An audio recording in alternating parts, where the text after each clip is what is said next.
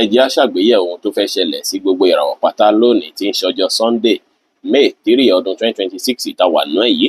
Mo kí Ọlọ́run ọba, mo ṣèbà Olódùmarè, ìbà akọ́dá ayé, ìbà aṣẹ̀dá ọ̀run, mo ṣèbà Ọ̀rúnmìlà àtórí ẹni tí ò sunwọ̀n ṣe, ẹlẹ́rìí ìpín tòun tàyànmọ́, ojúbọ ọkùnrin, ojúbọ obìnrin. Mo kí gbogbo ojú tó ń wò mí níbikíbi tí ẹ ti ń gbọ́ mi káàkiri àgbáńlá ayé.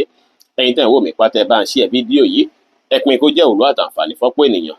Ojú tẹ́ fi ń wò mí ò ní fọ́, bẹ́ẹ̀ ọwọ́ tẹ́ fi ń bá mi share rẹ̀ ẹ ní fi gbọ́mọ sí, ẹ sì ní fi gba lẹ́tà ìbànújẹ́ láṣẹ Èdùmàrè. Ẹ̀yin oníràwọ̀ iná tó kan yan Aries tàbí láàrin March 21 sí April 20 lọ́wọ́rọ̀ kùtù ọjọ́ tòní ti dùnnú tayọ̀ báyìí, òun ni ẹ máa fi jí o. Ó sì jẹ́ pé ara yín máa yá gágá, ẹ máa wà high in spirit dáadáa, spirit yín á jí pépé dáadáa lọ́jọ́ tòní.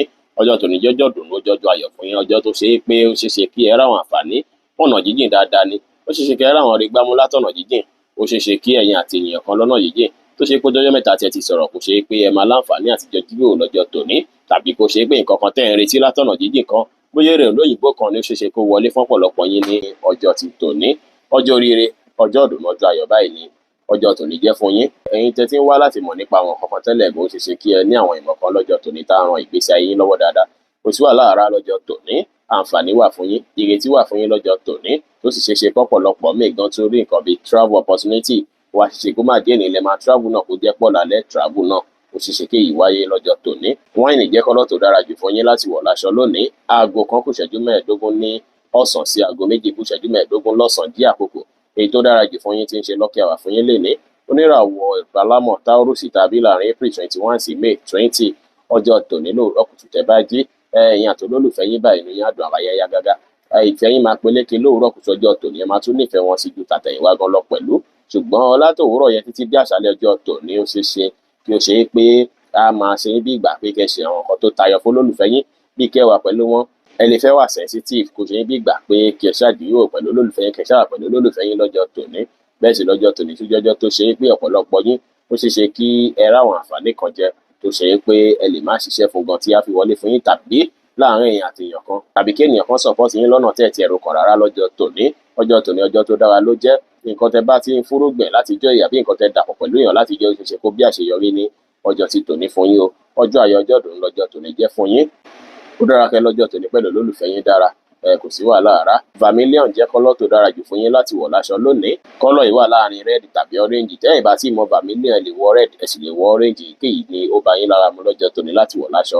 Aago 1 kù ìṣẹ́jú 15 ní ọ̀sán sí aago 4 kù ìṣẹ́jú 10 ní ọ̀sán jí àkókò èyí tó dára jù fún yín tí ń ṣe lọ́kì àwà fún yín ní ọjọ́ tòní. Láfikún sí ìrẹ́pọ̀ tó dánmọ́rán máa wà láàrin ẹ̀yin àti àwọn tó jẹ́ bí àná ẹ̀yin lọ́jọ́ tòní. Ìrẹ́pọ̀ tó dánmọ́rán máa wà láàrin yín dáadáa lọ́jọ́ tòní. Oníràwọ̀ afẹ́fẹ́ aláwàdà Gemini tàbí láàrin May 21 sí June 21 ọjọ́ tòní ọjọ́ tó lè rí bákan ni ó jẹ́ fẹ̀yìn oníràwọ̀ afẹ́fẹ́ aláwàdà Gemini, látàrí pé lóòrọ̀ kùtùkùtù ọjọ́ tòní ìfàǹfà díẹ̀ lè wáyé láàrin ẹ̀yin àti olólùfẹ́ yín o.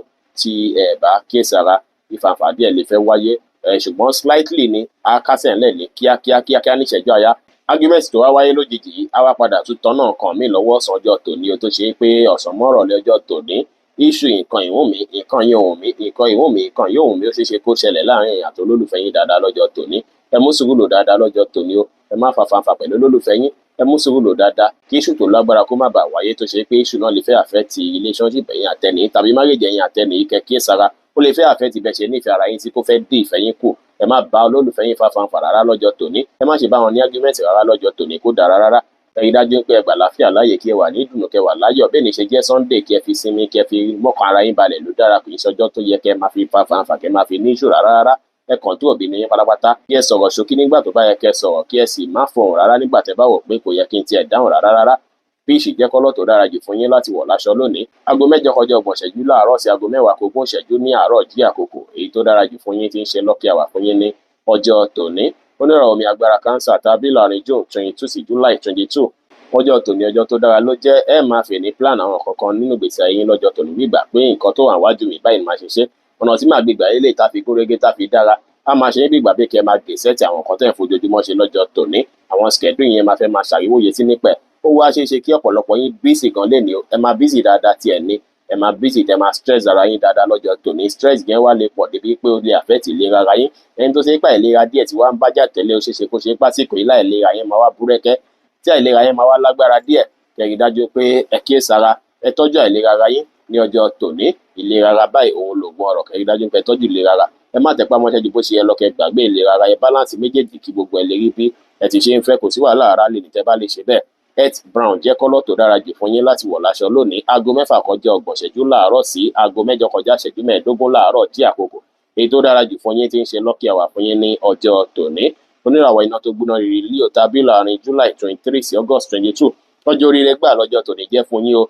Akitiyan kan tí ẹ ṣe sẹ́yìn ó ṣeéṣe kí ó bí oore fún yín ní ọjọ́ ti tòní.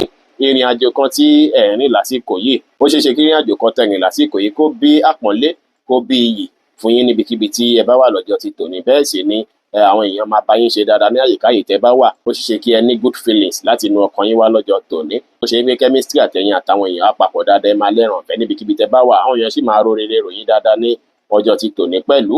Ọjọ́ tó dára báyìí ni ọjọ́ ti tòní jẹ́. Ọjọ́ tó ṣe é pé akitiyan yín ìwà yín báyìí kò ní bí ọmọ aráyé nú. Gbogbo èèyàn ló máa gba ti yín dáadáa lọ́jọ́ tòní. Ọjọ́ ìdùnnú ọjọ́ ayọ̀ báyìí lọ́jọ́ tòní jẹ́. Ẹ lò dáadáa, ẹ bá àwọn ọmọ wẹ́wẹ́ ṣe, ẹ bá àwọn ọmọdé ṣe lọ́jọ́ tòní. Eléyìí máa tún improve luck yín dáadáa lénìí.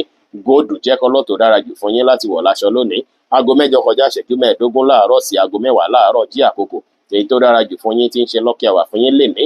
Oníràwọ̀ erùpẹ̀ funfun Virgo tàbí láàrin August 23 sí September 22. Ọjọ́ tòní ọjọ́ tí ó dára ló jẹ́. Ọjọ́ tó ṣe é pé ó ṣeéṣe kí ẹ̀yin àti family kẹ́ ní strong connection dáadáa ni. Ọjọ́ tó ṣe é pé ó ṣeéṣe kí ẹ ní àwọn kankan tẹ́ fẹ́ ṣe látijọ́ mẹ́ta látúnṣe nínú ilé tó ṣe é pé ẹ tí ráyè àti túnṣe, tó ṣe é pé ó ṣeéṣe kó jẹ́ pé ní ilẹ̀ máa túnṣe.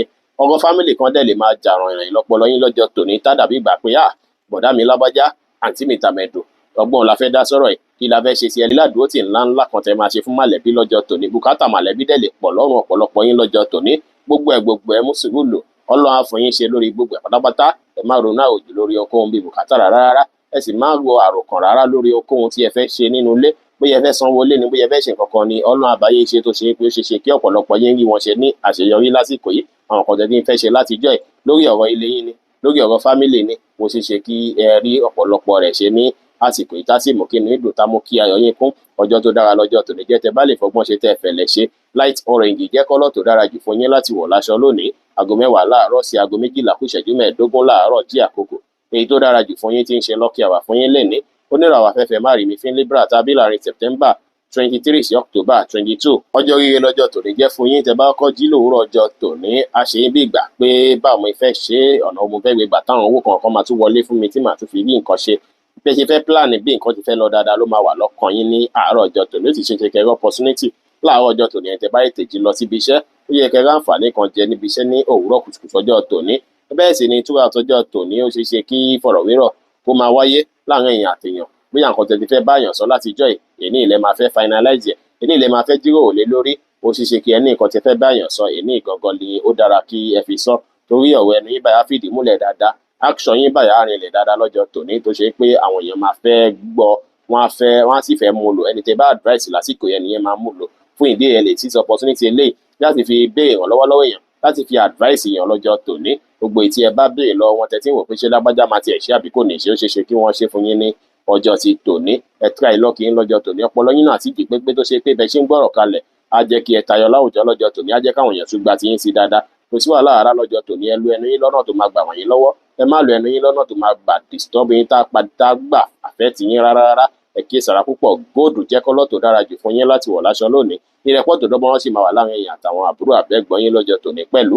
Aago 12 kù ìṣẹ́jú 15 láàárọ̀ sí aago 1 kọjá 30 ìṣẹ́jú ní ọ̀sán jí àkókò èyí tó dára jù fún yín tí ń ṣe lucky hour fún yín ní ọjọ́ tòní. Oníràwọ̀ omi tútù Scorpio tàbí láàrin October 23 sí November 22. Ọjọ́ tòní tẹ́ bá jí lòwúrọ̀ yìí, orí yín á dìde bí ìgbà pé ìrònú lẹ bá jí ni ó máa rí. Ẹ máa ṣe ròyìnròyìn ọkàn rẹpẹtẹ nípa àwọn kankan nípa ìgbésí ayé yín ní òwúrọ̀ kùtù tí ẹ bá jí. Ṣùgbọ́n bọ́jọ́ yẹn ṣe ń lọ, á dàbí ìgbà pé ẹ̀ ń fi relief. Akitiyan tẹ́ ẹ̀ ń ṣe lórí pé mo fẹ́ légbá, mo fẹ́ láwo, mo fẹ́ nígbà, mo fẹ́ láwo, mo fẹ́ ní kòkò bàbá àṣàṣù. Akitiyan lè padà jẹyọ lọ́jọ́ tòní tó ṣe pé máa ṣàṣeyọrí o. Ẹ máa rí gbámú lọ́jọ́ tòní látara àwọn nǹkan tẹ́ ti ń ṣe sẹ́yìn, tẹ́ ti ń sa ipá lé lórí sẹ́yìn pé kíkiní ti ẹ̀ work, kíkiní ti ẹ̀ bọ́ sí, ó máa bọ́ sí fún yín lọ́jọ́ tòní. Oníràwọ̀ omi tútù Scorpio ó máa bọ́ sí fún yín ní ọjọ́ tòní. Ẹ̀yin jẹ́jọ́ akitiyan fún yín. Ẹ wá kíyèsára pẹ̀lú bẹ́ẹ̀ ṣe ń ṣòwò lọ́jọ́ tòní. Tí ṣe ń dìde ẹ bá wá lọ yẹn má nànà àpà rárá.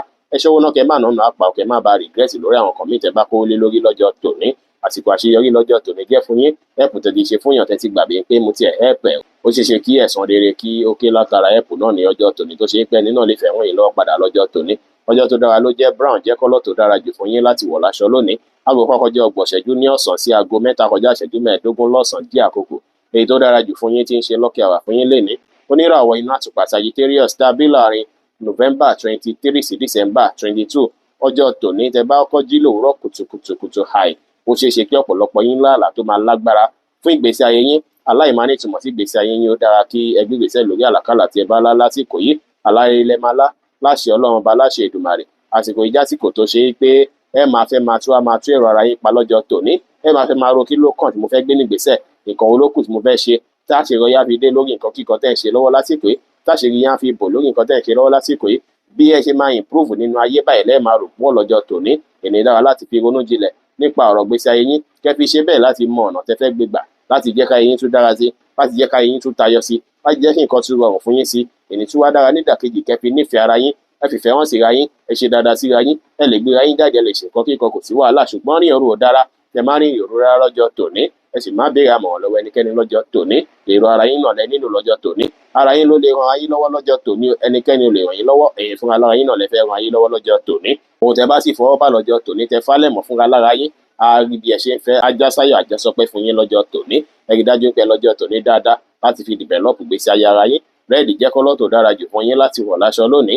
Aago 3 kọjá ìṣẹ́jú 15 lọ́sàn-án sí aago 5 ní ìrọ̀lẹ́ jí àkókò èyí tó dára jù fún yín tí ń ṣe lucky hour fún yín lénìí. Ní ìdàkejì sì rèé, ọ̀pọ̀lọpọ̀ yín lọ́jọ́ tòní máa wà very very creative. Creativity yín máa lékè ká dáadáa tó ṣe é pé láyè káyè tẹ́ bá wà níbi ibi tẹ́ ti ń ṣiṣẹ́, iyì yín máa pọ̀ láwùjọ, iyì yín máa pọ̀ dáadáa tó máa respect yín lọ́tùn lósì, tó máa pọ́n yín lé lọ́tùn lósì tó ṣe é pọ́jọ́ tòní jẹ́jẹ́ tó ṣe é pé ní máa tún dùn, ayọ̀ yín á kún dáadáa. Ṣùgbọ́n wá kíyèsára pẹ̀lú ìfàǹfà lórí nǹkan tí ó ṣe é pé ẹ máa nífẹ̀ẹ́ sí ṣùgbọ́n tó lólùfẹ́ yín máa fẹ́ lòdì sí, tó ṣe é ṣe kó ṣe é pé ẹ lè ní jẹ́ ká ṣe nǹkan báyìí mo fẹ́ ṣe, tó lólùfẹ́ yín máa ní irú ẹ ṣe máa ṣe bẹ́ẹ̀, ẹ má ṣe báyẹn o, ẹ má lọ síbẹ̀ yẹn o, ẹ má jẹ́ àṣe eléyìí o, eléyìí bí ìfàǹfà díẹ̀ lọ́jọ́ tòní. Ó lè fẹ́ bí kí ẹ fẹ́ bínú síra yín díẹ̀ lọ́jọ́ tòní, èyí sì lè fẹ́ díwọ́ fẹ́ kú kẹ́ kíyèsára dáadáa ní ọjọ́ tòní o. Ẹ má wulẹ̀ bẹ́nikẹ́ni ní ìfàǹfà rárá. Bẹ́ẹ̀ sì ni lóòrọ̀ ọjọ́ tòní náà sì yé olólùfẹ́ yín lè hùwà kan lójijì èyí tó ṣe é pé ó lè má mú kí inú yín dùn rárá. Ẹ kíyèsára púpọ̀ lọ́jọ́ tòní, kẹ́ mú sùúrù lò dáadáa. Lè sì apply sí ẹni tí ẹ̀dìjọ́ dà nǹkan pọ̀ náà pẹ̀lú, ó lè jẹ́ olólùfẹ́ ó sì lè jẹ́ ẹni tó ṣe é pé ẹjọ́ ń ṣe nǹkan kan papọ̀. Ẹ kíyèsára lọ́jọ́ tòní, ẹ jìnnà sí ìjà. Ṣùgbọ́n tẹ́ bá ti yege lórí ìyẹn, ọjọ́ ìdùnnú ọjọ́ ayọ̀ báyìí ni ọjọ́ tòní máa jẹ́ o. Ọjọ́ tó ṣe é pé ẹ máa rí ìfọ̀kànbalẹ̀, ẹ máa rá àwọn oore gbámú ní ọjọ́ ti tòní ló jẹ́. Rẹ́ẹ̀dì jẹ́ kọ́lọ̀ tó dára jù fún yín láti wọ̀ láṣọ lónìí. Aago 3 kọjá ìṣẹ́jú 15 ní ọ̀sán sí aago 5 ní ìrọ̀lẹ́ jí àkókò èyí tó dára jù fún yín tí ń ṣe lucky hour fún yín ní ọjọ́ tòní.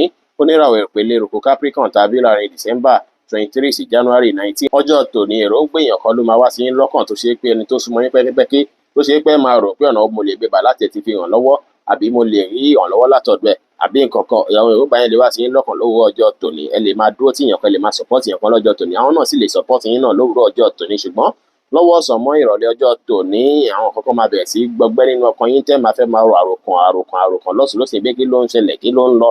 Ẹ máa fẹ́ máa feel spiritual nípa àwọn nǹkan kan tó ń ṣẹlẹ̀ lásìkò yìí, àbí nǹkan báyìí ló fà á ni, àgbógun báyìí ló fà á ni, àbí wàhálà báyìí ló fẹ́ ṣẹlẹ̀ ni, àbí nǹkan kan ló ń jẹ́ kárí wàhálà àti ní rí ìdààmú láṣẹ Ọlọ́run bá. Àsìkò ìjásìkò tó ṣe é pé ẹ ní láti jẹ́ rárá, ẹ ní láti ní ìgbàgbọ́ kẹsì ṣọkan akin kẹsì ní positive mindset lórí ohunkóhun ní àsìkò yìí, kí ẹ má ṣe ní pé ẹ ń ro àròkàn àbí àròjù nípa nǹkan rárá. Ẹ jìnnà sí èròkèrò pátápátá lọ́jọ́ tòní, ẹ fọkàn yín mọ́ ohun tó bá sì ń sọ sí yín lọ́kàn, ẹ tó bá ń tọ́ yín sọ́nà dáadáa èyí náà ẹ tẹ̀lé. Ẹ má gbàmọ̀ ọ̀rọ̀ ẹnikẹ́ni àfohùn tó ń sọ sí yín lọ́kàn yìí. Èní ìjọ tó ṣe pé kò dára kẹ́ fi ṣe làólàó, ṣe pátí àbí fi ìkọ̀kan ọjọ́ tó dára kẹ́ fi jókòó, kẹ́ fi ronú gbèsè ayé yín ni. Ohun tó bá sì ń sọ sí yín lọ́kàn, ó dára kí ẹ gbé gbèsè lé wọn lórí tó bá ti jẹ́ èròǹgbà dáadáa tẹ́yìn fúnra yín confirm pé èròǹgbà dáadáa ni kí ẹ tẹ̀lé. Ọjọ́ tòní adára sùn ọ̀tẹ́ bá lè fọgbọ́n ṣe tẹ́ ẹ fẹ́ lè ṣe. Ẹ má pariwo, ẹ má play orin jẹ́jẹ́ ní ọjọ́ ti tòní. Ẹ ṣe jẹ́jẹ́ dáadáa lọ́jọ́ tòní, kò ní sí wàhálà, kò ní sí ìdààmú. Góòdù jẹ́ kọ́lọ̀ tó dára jù fún yín láti wọ̀ láṣọ lónìí. Aago 5 ní ìrọ̀lẹ́ sí aago 7 ní àṣálẹ́ jí àkókò èyí tó dára jù fún yín tí ń ṣe lucky hour fún yín lénìí. Oníràwọ̀ afẹ́fẹ́ oníbínú Aquarius tàbí láàrin January 20 sí February 18. Ọjọ́ tòní ọjọ́ tí ó dára báyìí ló jẹ́ o. Ọjọ́ tó sunwọ̀n lọ́jọ́ tòní jẹ́, bó tilẹ̀ jẹ́ pé Pluto ti fẹ́ wà ní retrograde báyìí lọ́wọ́lọ́wọ́ báyìí. Pluto yìí ó ní nǹkan tí ó fẹ́ ṣe fún yín ní ọjọ́ tòní o, tó ṣe é pé ìwà tẹ́ bá wù lọ́jọ́ tòní ó ṣeé ṣe kó bí káwọn èèyàn gba tiyín, ó ṣeé ṣe kó bí káwọn èèyàn nífẹ̀ẹ́ yín dáadáa lọ́jọ́ tòní. ẹ̀yin lè máa rò pé wà yẹn gan kò ń ṣe wà tó tọ́, ẹ̀yin lè máa rò pé ṣé mo wà yìí dáadáa ṣá, ẹ lè máa ronú fúnra yín pé ṣé mo dẹ̀ sọ̀rọ̀ yín dáadáa, ṣùgbọ́n àwọn èèyàn máa gba tiẹ̀ lọ́jọ́ tòní o, ẹ máa rán àwọn aládùúgbò tì lọ́sùn lọ́sì, àwọn èèyàn máa support yín, àwọn èèyàn máa gba tiyín dáadáa lọ́jọ́ tòní. Nǹkan dáadáa tó bá ṣẹlẹ̀ sí yín àbí ìdàkejì tó bá ṣẹlẹ̀ sí yín, ẹ máa rí support àwọn èèyàn tó ṣe pé ẹ̀yin ló máa wà positively lọ́jọ́ tòní. Ọjọ́ tó dára lọ́jọ́ tòní jẹ́ láti lo àkókò àti ìgbà pẹ̀lú àwọn ọ̀rẹ́ àtojúlùmọ̀, ṣùgbọ́n kò dára kí ẹ lọ patí alẹ́ àbí kẹ́ rìnrìn alẹ́ pẹ̀lú ọ̀rẹ́ lọ́jọ́ tòní o, àbẹ́ ń bọ̀rẹ́ lọ ọ̀nà jíjìn, gbogbo eléyìí ó dára rárá lọ́jọ́ tòní. Ẹ rí dájú pé ẹ kíyèsára, èní dára púpọ̀ láti fi báwọn èèyàn ṣe, ṣùgbọ́n ẹ fọgbọ́n ṣe kí ẹ sì fẹ̀lẹ̀ ṣe, kẹ má finú tẹ́nikẹ́ni, kẹ má gbà á lẹ́nikẹ́ni rárá lé ní lọ́jọ́ tòní lè dára kí ó lè sunwọ̀n. Brown jẹ́ kọ́lọ̀ tó dára jù fún yín láti wọ̀ láṣọ lónìí. Aago 7 ní àṣálẹ́ sí aago 8 kọjá ìṣẹ́jú 15 ní àṣálẹ́ jí àkókò èyí tó dára jù fún yín tí ń ṣe lucky hour fún yín ní ọjọ́ ti tòní. Oníràwọ̀ omi tí kì í ru Pisces tàbí láàrin February 19 sí March 20. Ọjọ́ ti tòní, ọjọ́ tí ó ń sọ nípa ọ̀rọ̀ iṣẹ́ ni o. Ọjọ́ ti tòní ọjọ́ iṣẹ́ ló jẹ́ o. Ẹ kíyèsára dáadáa, ẹ̀ ní ṣubú dànù o. Ẹ rí dájú pé fálẹ̀mọ̀ tí bẹ́ẹ̀ ni tiẹ̀ ṣe jẹ́ Sunday, ẹ lè fi plan ọ̀rọ̀ iṣẹ́ yín kalẹ̀. Bẹ́ẹ̀ sì ni ẹ fúnra yín lápọ̀nlé, ẹ gbéra yín sí pọ̀wọ̀ lọ́jọ́ tòní. Ẹ ní rí nǹkan bí ẹ̀tẹ̀ láṣẹ Ọlọ́run bá. A ò lè má tẹ̀ má mọ̀ wa rẹ̀ ni mọ̀ wa ara yín dáadáa lọ́jọ́ tòní. Kí ẹ mú sùúrù lò lórí ohunkóhun tí ẹ bá rí, pàápàá lórí iṣẹ́ yín gangan ló yẹ kẹ́ fálẹ̀mọ̀ dáadáa lọ́jọ́ tòní o. Ẹ lè fi ní gbègbèsẹ̀ lórí bí iṣẹ́ yín fẹ́ dára, bí dàgbàsókè yìí fẹ́ gbégbá gbogbo nǹkan tí ẹ̀ ń ṣe pátápátá. Àsìkò ìsìrì àsìkò àṣeyọrí ló jẹ́. Ó ṣeé ṣe kí ọ̀pọ̀lọpọ̀ yín kí ẹ rí àṣeyọrí ṣe lórí kọ́ńtíráàtì kan tí ẹ gbà tẹ̀ ń ṣiṣẹ́ lórí ẹ̀ látijọ́ ẹ̀, tàbí kí ẹ ríre gbámú látara iṣẹ́ tí ẹ ti ṣe látijọ́ ẹ̀ tẹ̀ ti ṣe láṣeyọrí tó ṣe pé wọ́n dìlé owó náà, ó ṣeé ṣe kó make payment náà fún yín lọ́jọ́ tòní.